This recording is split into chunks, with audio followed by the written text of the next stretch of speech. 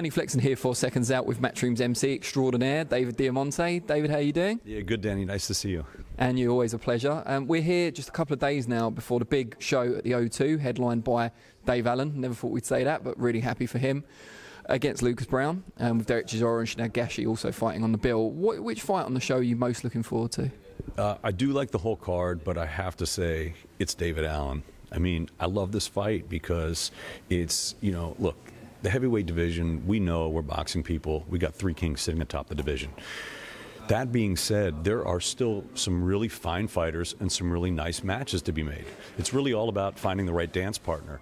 And David Allen has such a great story. He's got such an infectious personality. I mean, he's the people's champ. People love him. And Lucas Browne, former WBA regular titleist, tough Aussie. I think he's probably a level above Dave, and he's been a level above Dave, but some people think maybe he might be on the downside. Dave's taken boxing seriously for, self-admittedly, he hasn't taken it so seriously. He's really taken it serious now. He's been trained with Darren Barker, and he's really looking fit. So I think it's going to be a hell of a fight. What kind of doors would a victory over Lucas Browne open for Dave Allen, especially on the grand stage? Well, here on a domestic level, he's just so popular. And again, I mean, he's got the heart of a lion. He wears his heart on his sleeve. There's nothing not to like about this guy. So if he can look impressive on Saturday, and if he can get a win, I think there are some really nice domestic fights for him, even possibly international. You never know. Talking of the heavyweight division, how shocked were you to learn of the news that Jarrell Miller had failed a drugs test?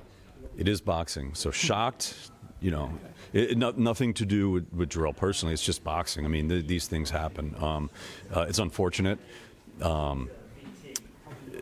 Yeah, it's just really unfortunate. But it's boxing. Nothing surprises me. He's asked to have his B sample tested. He's still training for the fight, so it's not kind of beyond doubt that he could come back into this. If he doesn't, however, out of the kind of plausible opponents that could come in for Joshua at this sort of notice, who would you like to see him fight? It's obviously not going to be a Wilder or a Fury, but who out of the possibles would you like to see? I mean, I think there are. Eddie's the man to tell you that stuff, but as a fight fan, I think there's a pretty short list of guys we'd like to see up there. I mean, Eddie's already said it. He wants to see Ortiz. I think that'd be a heck of a fight.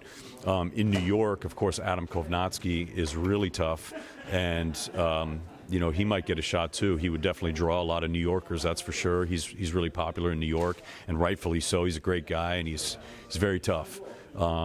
He packs a punch, and he's also got a good chin. So we'll see what happens, but hopefully they get him a nice partner. What do you think this will do to Joshua? So close to, well, not really close, but closer than he's used to having a change of opponent and having to research someone new, implement a new strategy. Well, again, this is boxing. These things happen, so you always have to be ready for these types of things, and that's why, in the entertainment world, you wear a belt and you wear braces because you got to be ready for anything. So I think for Joshua, it's not going to be an issue. I think Joshua's at the top of his game. He's at the top of the division, and I think he's going to be ready for whoever comes. Brilliant. David Diamante, really appreciate your time, and we look forward to watching you on Saturday night. Danny, thanks so much. Cheers.